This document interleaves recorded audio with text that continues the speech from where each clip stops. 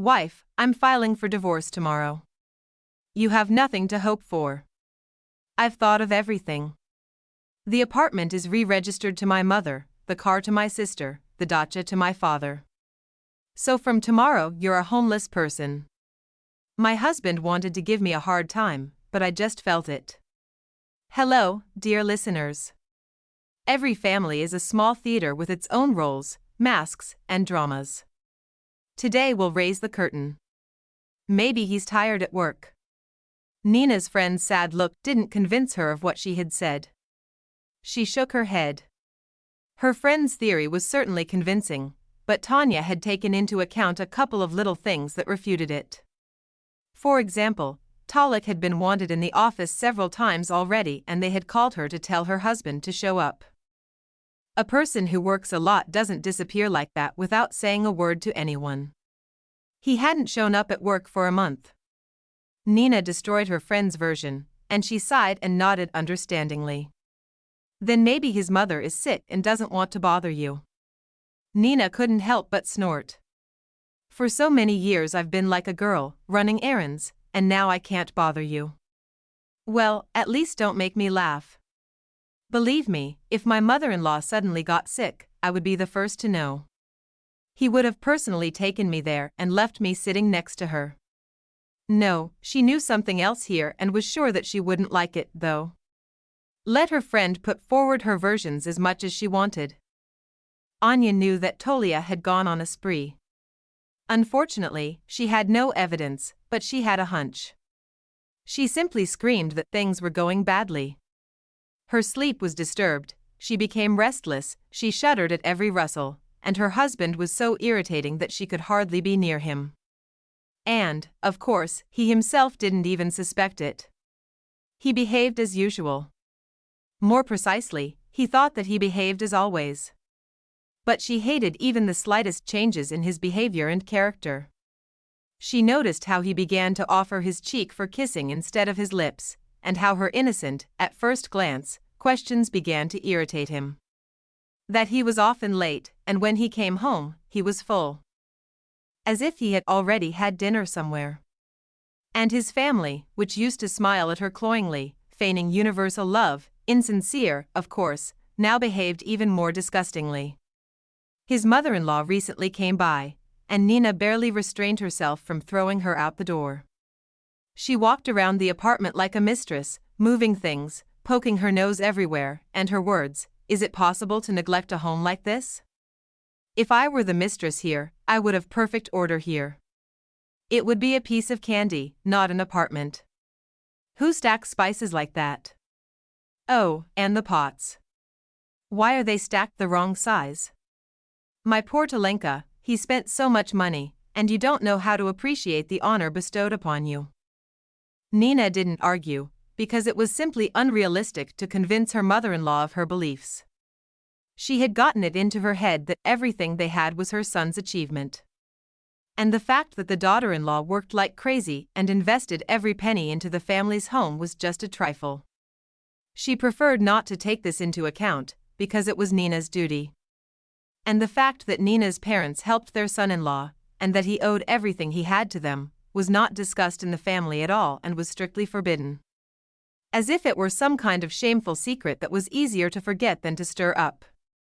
And a clever, upstart. Previously, she was afraid to say a wrong word. She was all scared, kind of quiet. Now she behaved as if she had been replaced. She snapped, mocked, spoke in riddles and hints, constantly glancing at Nina. As if she was waiting for her to finally solve her riddle. The only one who had hardly changed was her father-in-law. He had remained a lonely hermit.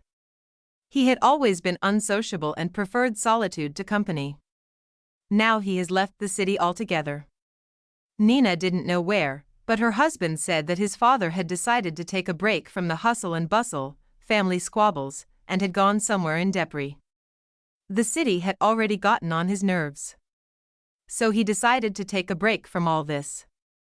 He'll come back, he won't go anywhere. Tolia told her. But for some reason, and I had a hard time believing the truth of his words. because everything that had happened in their life and family in the last few months was screaming and warning her that something bad was about to happen. Inina decided to consult with her friend, the only one she could trust. Unfortunately, she never got any good advice. And then she decided to act proactively. Not knowing what to expect was like poking a finger in the sky. But Nina figured out several of the most likely options and dug in that direction. A couple of calls, a few questions, read her husband's correspondence. She was not ashamed of it, ready to hear anything.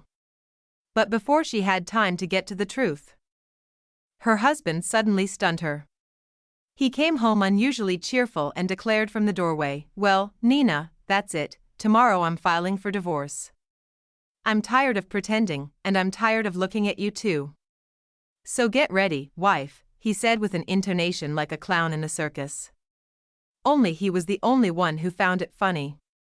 Nina pulled herself together and nodded seriously. "It's your right, but in that case, pack your things and leave. I don't want to see you." He laughed right in her face, leaning towards it and splashing it with small splashes of his saliva. "No, my dear Zanushka, you'll have to leave, not me. I've thought of everything. The apartment has been re-registered to my mother. The car to my sister, the dacha to my father. So you, Ninka, will be homeless starting tomorrow." The puzzle was complete. Nina now understood everything, but she wasn't scared, as Talik expected, but mentally crossed herself, realizing that she had acted correctly. That same day, she packed her things and really left the apartment to the laughter of her husband, who was pleased with his victory. But he was wrong to think that he had one. Nina moved in with her parents and the very next day filed a counterclaim for divorce, division, and fictitious transactions to conceal jointly acquired property. That's it. She had prepared very well. She had copies of all the documents on hand, statements, checks, everything that proved that they owned the property, and not jointly. She had hired a lawyer earlier. He had advised her, and now he was taking on her case. Tolia knew nothing about this until now and was celebrating his victory. Well, when he received the summons, he didn't even realize that it was from his wife. He thought it was for the divorce that he had filed. But in court, when Nina's lawyer tore him to pieces, he stopped laughing. He couldn't even imagine that his wife was capable of such a thing.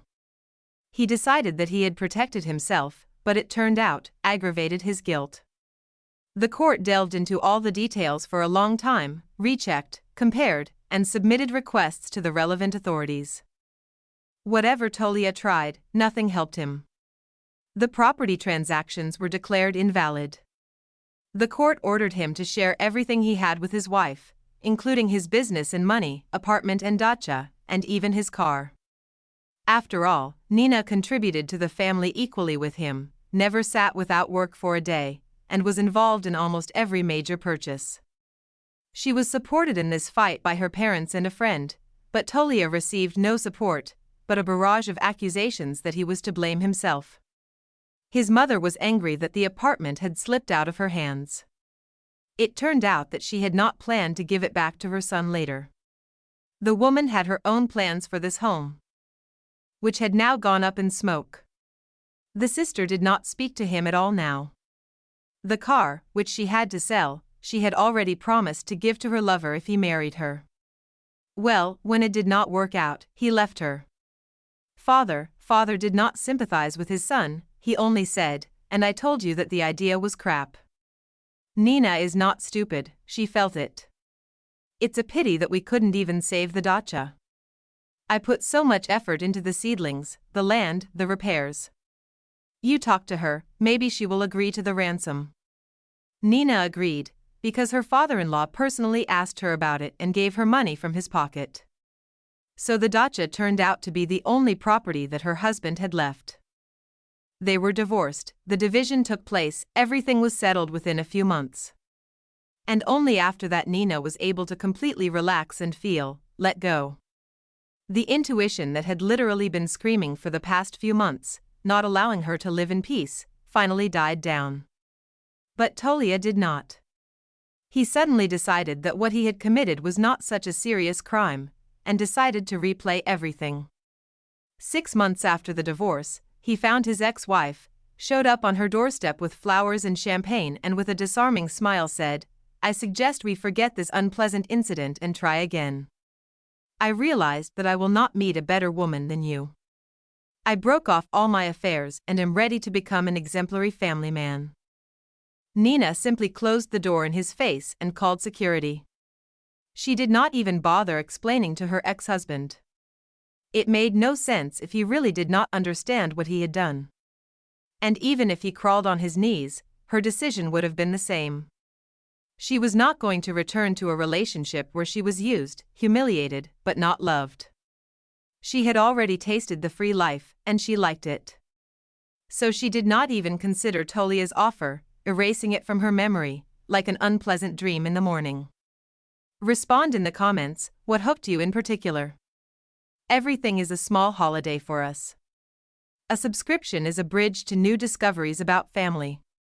Hug for no reason. It heals the soul.